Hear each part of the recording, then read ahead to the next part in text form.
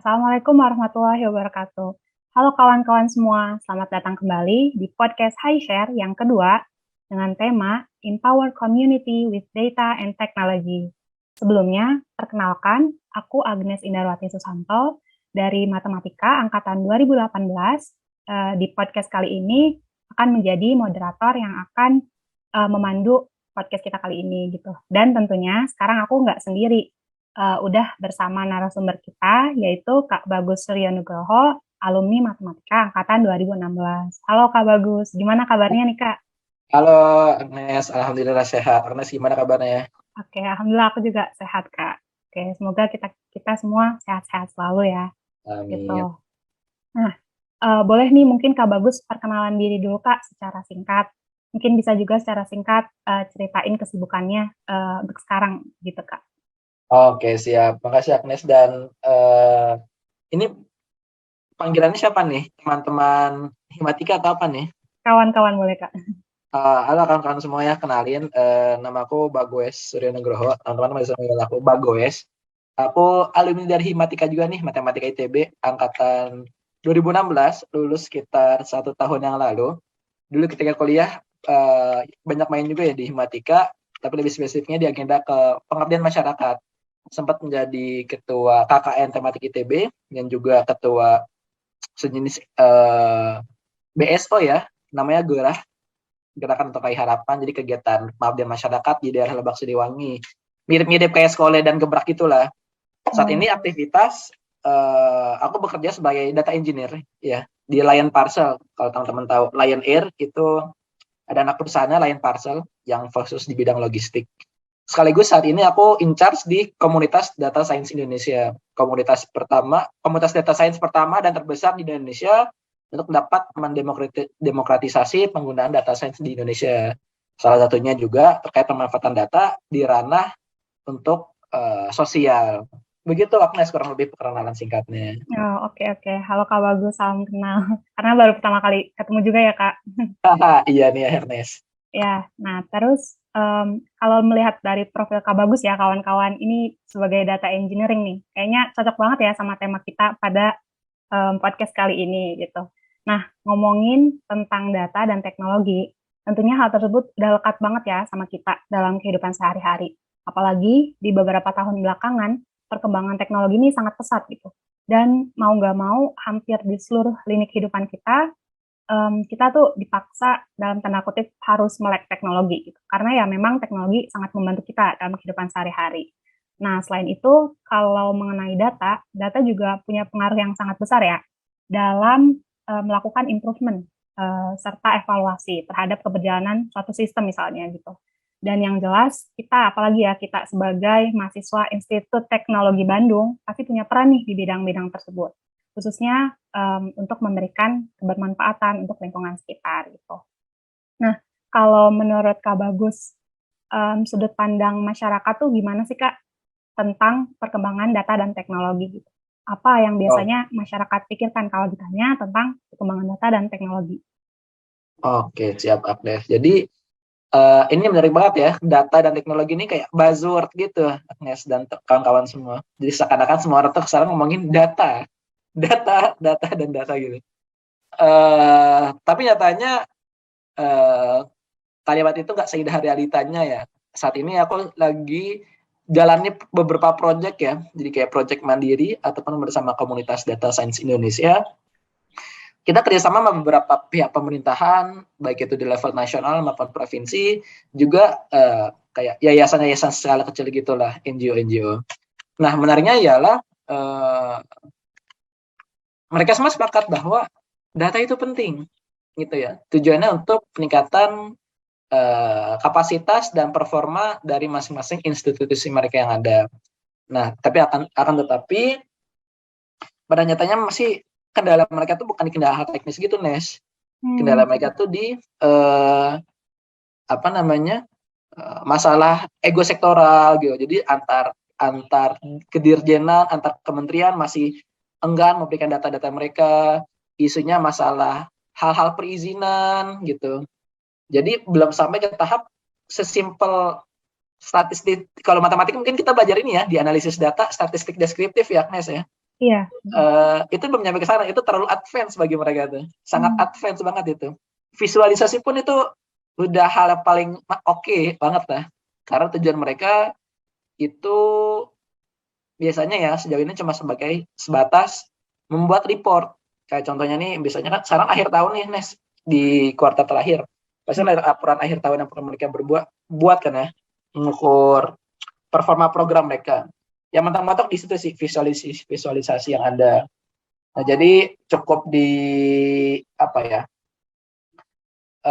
Semua orang sepakat data itu penting, tapi semua orang bingung juga data itu bisa dipakai buat apa gitu. Dan ya mungkin kendalanya kalau di masyarakat secara umum ya, aku langsung ngomongin level-level institusi di sini, ya nggak bisa dipungkiri generasi-generasi yang jauh lebih senior dari kita itu masih ada rasa skeptis lah ya, maksudnya takut ada penyalahgunaan datanya tersebar dan segala rupa.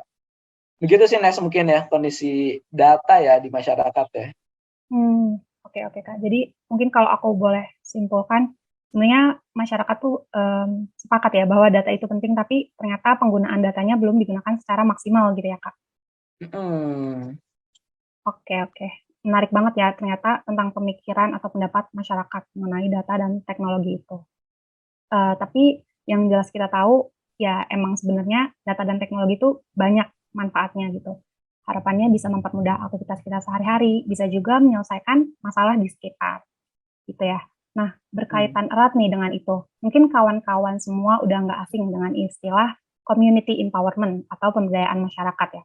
Nah, mengutip definisi menurut Sumaryadi, pemberdayaan masyarakat itu adalah upaya mempersiapkan masyarakat seiring dengan langkah memperkuat kelembagaan masyarakat agar mereka mampu mewujudkan kemajuan, kemandirian, dan kesejahteraan dalam suasana keadilan sosial yang berkelanjutan. Nah, mungkin terdengar cukup kompleks ya definisinya, tapi intinya pemberdayaan masyarakat itu ya sebuah upaya gitu yang dilakukan dalam rangka mengembangkan potensi masyarakat dan mengatasi berbagai permasalahan yang ada di masyarakat gitu. Nah, kalau menurut Kakak nih Kak, secara garis besar apa sih yang dapat kita lakukan gitu untuk memberdayakan masyarakat dengan dukungan data dan teknologi? Oke, mungkin hal pertama aku bakal cerita penggunaan data dulu mungkin ya Agnes dan kawan-kawan semua.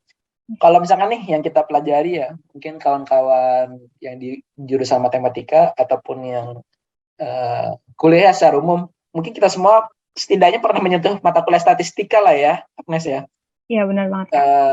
Dan kalau kita lihat dulu, misalkan nih di soal-soal yang kita kasih ada data, kita diminta nih temukan uji hipotesis atau mungkin cari ya paling simpelnya cari rata-rata jumlah gitu-gitu ya, Agnes ya.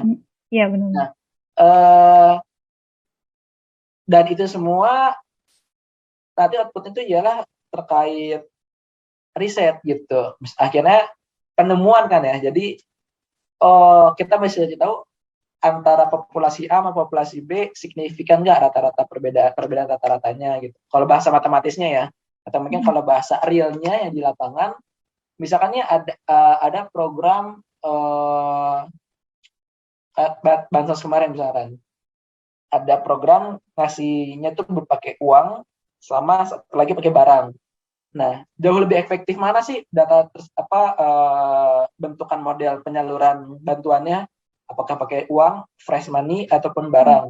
Nah, kita bisa ngukur dari situ penggunaan datanya. Nah, dan itu kan penemuan ya, maksudnya kayak riset lah ya. Jawabannya tuh bisa kalau hitam putihnya signifikan atau tidak signifikan ya, mungkin kalau di bahasa matematiknya.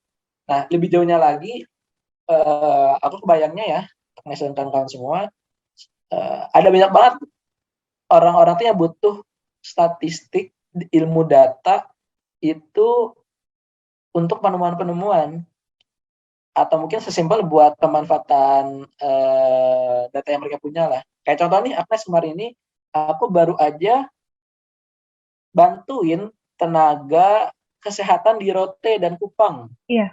Ya waktu itu aku simpel banget.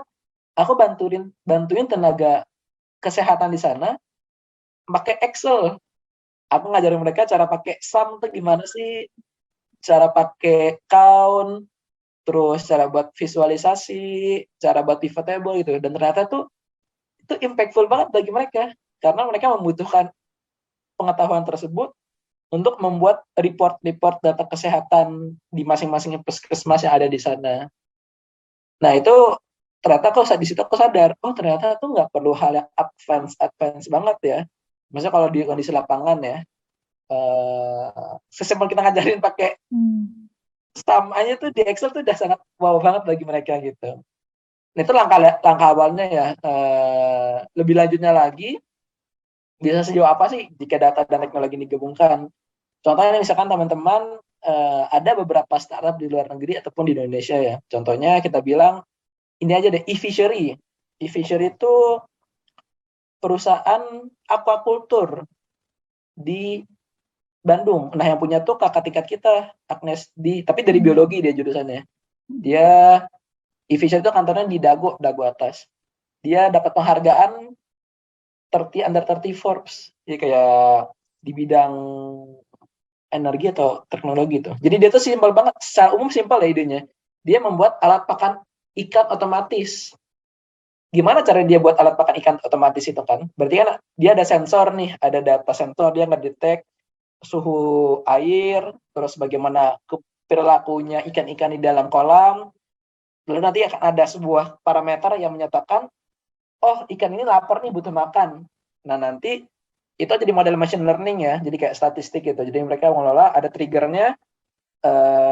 Oh ketika ini diolah pakai data, nanti bakal bilang oke, kasih makan gitu. Nah jadi dari hal itu ngebantu para petani ikan biar nggak terlalu sibuk lagi ngurusin hal-hal operasional sehari-hari gitu. Dan masih banyak lagi Agnes dan kawan-kawan semua terkait penggunaan data dan teknologi ini untuk empower community. Oke. Menarik banget ya, Kak. Ternyata dari hal-hal kecil pun bisa kita lakukan gitu untuk turut serta memberdayakan masyarakat dengan data dan teknologi. Tadi kalau kata Kak Bagus tuh pentingnya peran data dan teknologi sebenarnya untuk ini ya Kak, riset atau penemuan gitu dari data dan teknologi. Data itu tahap dasarnya ya, tahap paling dasarnya ya. Ya oke. Terus kalau lebih lanjut gitu Kak, apa sih pentingnya peran data dan teknologi atau emang ya intinya untuk riset atau penemuan aja gitu? Betul. Jadi teman-teman tuh ini agak lebih lanjut sih. Kalau teman-teman tahu, mungkin ada ya di metodologi data science ya, kalau teman-teman pernah baca, mungkin teman-teman nanti bisa cari tahu CRISP-DM, CRISP-DM. Intinya, singkatnya, dari hasil, misalkan nih teman-teman buat model, simpelnya gini deh, teman-teman buat model regresi linear, yaitu ya. Ya, kita bisa bilang regresi linear ialah machine learning yang simple. Karena dia bisa machine learning ini kan ketika kita masukin satu inputan X lah, kita masukin X apa, nanti bisa keluar Y-nya apa sih gitu. Jika kita masukin, oh hari ini aku modal buat jualan es doger 200.000. Kira-kira profitnya berapa ya? Ah ternyata profitnya 200.000 nih. Nah itu bisa didapat pakai ya machine learning ya. Iya, regresi linear secara simple. Nah, tapi lebih lanjutnya lagi itu cuma sampai pembuatan model doang. Ya, lebih lanjutnya lagi itu bisa di-deploy masuk ke dalam sebuah software. Jadi contoh deploy-nya tuh kayak mesin alat pakan ikan otomatis tadi itu, Agnes dan kawan-kawan semua. Jadi struktur data, terus algoritma dan juga model-model data dan machine learning yang udah kita buat, kita susun, itu kita campur sama software dan hardware ya. Dia bisa membuat itu jadi otomatis gitu. Nanti mungkin beberapa contoh penerapannya kayak mobilnya Tesla yang pengemudi pilot gitu, Nes, yang jadi mereka kayak otomatis gerak sendiri. Itu sebenarnya penerapan jauhnya banget si data lebih lanjutnya gitu. Atau mungkin kalau yang lebih relate kita bisa nyiram tanaman secara otomatis, kita nggak perlu lagi mantau gitu kan. Gitu sih mungkin Agnes. Jadi hal paling simpelnya banget ialah riset. Tapi riset itu kan akan berdampak ketika diimplementasikan ya, di-deploy lah bahasanya. Begitu sih mungkin Nes gambarannya. Oh, oke oke Kak. Jadi emang bisa terus-terusan di-improve gitu ya. Jadi terus di-improve dan akhirnya ya balik lagi gitu memudahkan pekerjaan kita ya sehari-hari. Hmm. Oke. Kalau dari pengalaman pribadi Kakak nih Kak, ya mungkin tadi udah sedikit sih diceritain yang bantu ngajarin Excel di NTT, NTB gitu ya. Ada nggak sih Kak contoh keberhasilan pemberdayaan masyarakat yang didukung oleh data dan teknologi berdasarkan pengalaman pribadi Kakak gitu? Mungkin pengalaman yang lain gitu, entah di Oke, kerjaan atau pas jadi mahasiswa dulu gitu Kak. oke. Aku mungkin kasih contoh konkret nih Agnes. Ini bukan aku yang kerja sih, tapi teman Hmm, aku. Mungkin oke. kalau teman-teman pernah kenal namanya Kak Royan nggak? Royan Zaki. Iya, tahu Kak, tahu. Eh, Mantan Presiden KMITB yang Mm-mm. dulu. Nah, saran ini Kak Royan dengan beberapa temannya, teman-teman aku juga, itu bikin apa ya namanya? Dibilang perusahaan bukan juga, dibilang NGO nggak juga. Ya, anggaplah gerakan lah ya. Gerakan namanya itu Aquifera. Teman-teman bisa cari juga di Instagram AQUIFERA. Nah, dia tuh hadir Aquifera untuk membantu menyediakan air bersih untuk warga-warga di pelosok yang Hmm. kesulitan mendapatkan akses air bersih. Nah, caranya gimana mereka menggunakan data tersebut? Yang jelas ya, pasti ya, kerja kita ke desa, kita harus survei dulu, pendekatan dengan warga, kita berdiskusi, menanyakan apa masalah mereka, lebih lanjut lagi kita spesifik kendali, akhirnya, pain problem mereka apa aja sih menghadapi masalah-masalah yang ada gitu, ekspektasi mereka seperti apa juga. Nah lalu akhirnya ketika didapat ini real apa problem konkretnya, mereka butuh akses air bersih, barulah di situ tim-tim tek, tim teknya ya, tim teknologi itu hadir, tim surveyor. Jadi ada teman-teman yang dari orang geofisika, survei lahan di sana pakai alat-alat teknologi mereka, nanti kan perkiraan air di mana segala rupa. Terus Karayan di sini tim ini ya, tim engineer-nya dia ngembangin IoT, Internet of Things-nya gitu. Jadi bagaimana? Hmm. Aku agak lupa sih spesifiknya gimana, belum lanjut detail juga. Jadi bagaimana nanti air yang udah ini bakal ada proses otomatis kesedot gitu ke atas. Nah itu eh, teknologi dari orang-orang lintas keilmuan ya. Ada orang dari IoT itu kan harusnya campuran informatika dan elektro. Terus ada orang-orang geofisika, ada juga orang mesin juga di sana gitu. Ngomongin mekanikal ya. Nah, outputnya ya akhirnya setelah proyek 1 tahun, berhasil lah proyek itu. Mereka berhasil mengadakan air bersih bagi warga, dan warganya senang banget, terlihat banget ekspresinya, mereka senang kayak, wah alhamdulillah, makasih banyak hatur nuhun akang teteh gitu ya. Akhirnya ada air bersih juga nih yang dapat diakses dengan mudah di tempat ini gitu. Terima kasih teman-teman aku Vera. Nah itu sebuah bentuk konkret ya yang ada baru-baru ini terjadi oleh teman-teman alumni ITB juga, pemanfaatan teknologi ya di ranah community empowerment.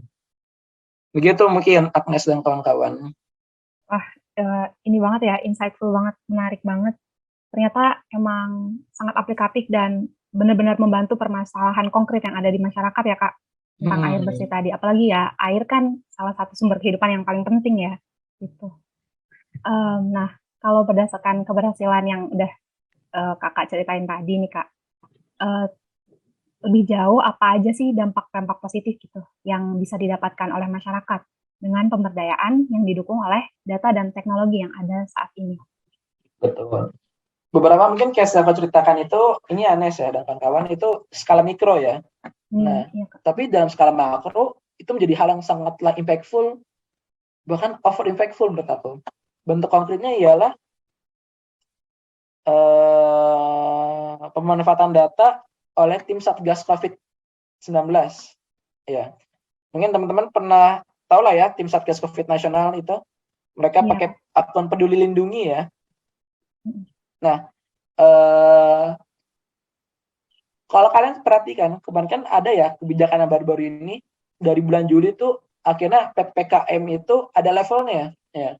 Level 4, 3, 2, 1. Yang mungkin jadi pertanyaan kita ialah bagaimana sih caranya mereka bisa membuat kebijakan level 4, 3, 2, 1? Atas dasar apa mereka menggunakannya? Oh, ternyata mereka menggunakan itu berdasarkan data. Dia ngebaca seluruh kasus COVID, perkembangan kasus COVID yang ada di Indonesia. Yang pastinya, kalau kita ngomongin model, ya kita ngomongin sekarang aspek matematiknya dulu. Mungkin model matematisnya ya, di antara Pulau Jawa sendiri pun dengan di Pulau Sumatera itu udah beda banget pasti model matematisnya. Antar provinsi pun juga pasti beda. Dan pasti di masing-masing kabupaten itu beda. Kota dan kabupaten pasti berbeda. Nah, dari rangkaian itu semua, mereka ambil data, mereka membuat prediksi, ya, mereka membuat rekomendasi. Oke, kita menggunakan kebijakan PPKM skala level 4, 3, 2, 1. Dan ternyata buktinya menurun pesat banget kasus COVID di Indonesia. Bahkan negara-negara lain pun kaget. Kok bisa Indonesia menurun angka secepat ini dalam kurun waktu yang sangatlah singkat? Ya, akhirnya ada kebijakan mempercepat vaksinasi dan lain-lain. Nah, kenapa aku bilang kayak gini? Karena aku sempat jadi bagian dari tim Satgas COVID-19 yang ada di Bandung. Jadi aku ngerti lah dikit-dikit bagaimana skema mereka menentukan keputusan. Dan dampaknya itu skala makro bahkan sampai menyelamatkan nyawa Agnes dan kawan-kawan. Dan ini baru salah satu bagian nih dari penggunaan data di level makro. Ada banyak banget potensi-potensi lain yang dapat digunakan nih skala makro gitu. Dan tentu saja di sini data dapat menyelamatkan nyawa seseorang gitu ya. Data for better lives. Gitu sih mungkin gambaran level makronya ya Agnes ya, terkait data dan teknologi. Nah, iya benar-benar. Benar juga ya. Di pandemi ini bahkan bisa dengan data dan akhirnya diimplementasikan, bisa jadi kebijakan-kebijakan itu akhirnya juga menyelamatkan nyawa gitu. Tadi ya Kak, kata Kak Bagus. Benar banget. Nah, selanjutnya mungkin Kak Bagus ada apa ya, kayak kepikiran gitu Kak, contoh-contoh dari bentuk kegiatan sosial dengan data dan teknologi tadi, mungkin bisa juga yang baru kepikiran gitu, tapi belum terrealisasikan, atau ya contoh-contoh lainnya gitu Kak, ada nggak sih Kak, Betul. secara spesifik?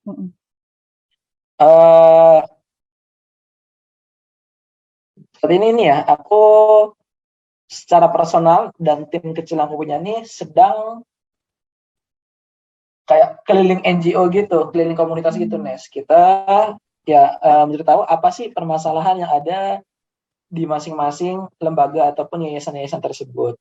Kita mencari tahu sebenarnya apa sih yang ingin mereka improve dan bagaimana penerapan. Aku mencari tahu lah bagaimana potensi penerapan penggunaan data di sana gitu.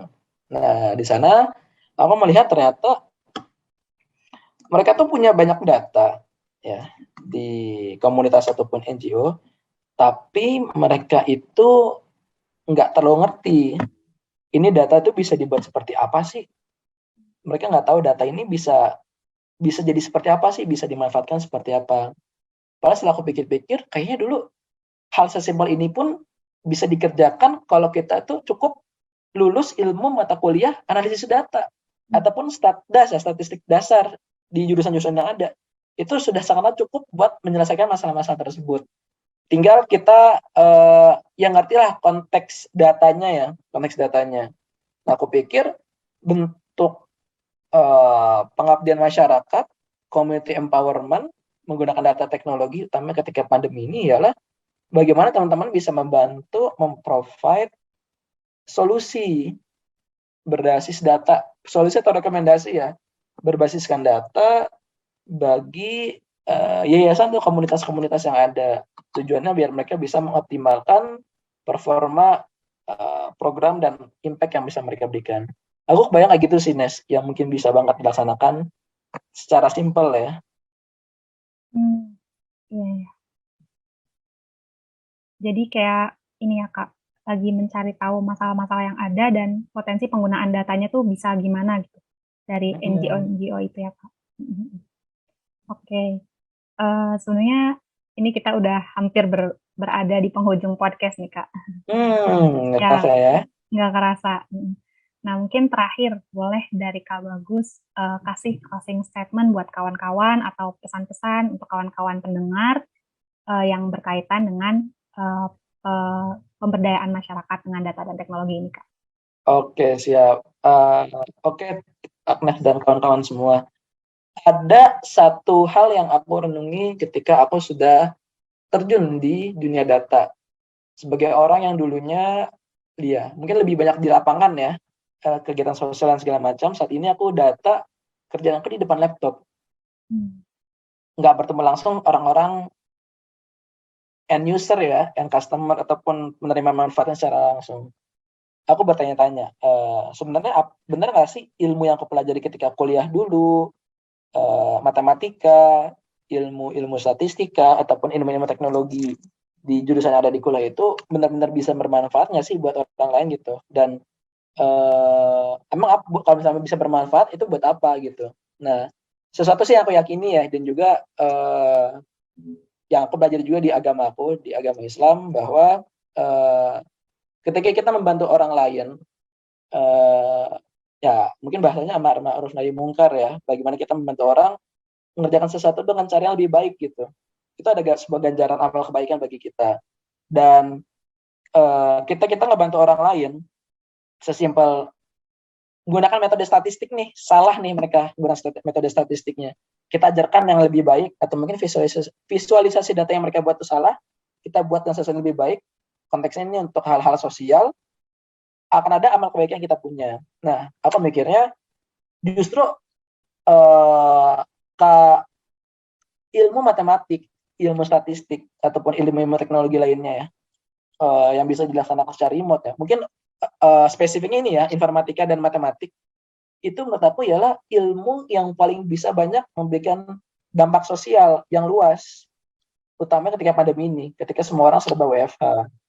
Jadi makanya menurut aku encourage banget nih teman-teman, jika ingin buat gerakan sosial, memberikan dampak-dampak nyata, menggunakan data dan teknologi, mulai aja dulu, cari banyak sumber, banyak banget contoh-contoh yang ada. Tinggal bagaimana teman-teman ingin memulainya. Itu aja mungkin Agnes dari aku closing statement-nya.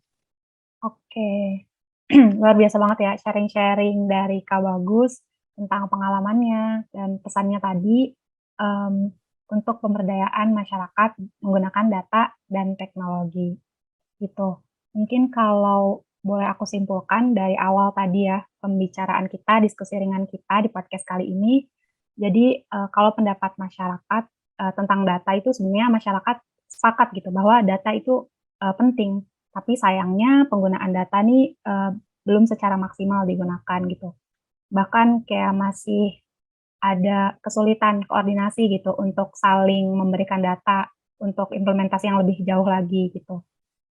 Nah, lalu sebenarnya dari data dan teknologi yang kita omongin tadi, apa sih pentingnya gitu? Apa pentingnya data dan teknologi untuk pemberdayaan masyarakat? Nah, pentingnya itu data itu bisa menjadi riset atau penemuan gitu untuk implementasi-implementasi selanjutnya gitu. Banyak banget butuh ilmu statistik atau data, apalagi untuk di daerah-daerah yang jauh dari pusat kota ya.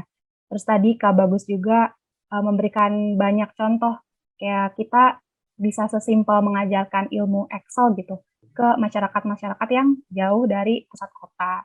Terus ada juga tadi contoh-contoh dari komunitas-komunitas seperti e-fishery yang mempermudah untuk memberikan pakan ikan gitu dengan data dan teknologi.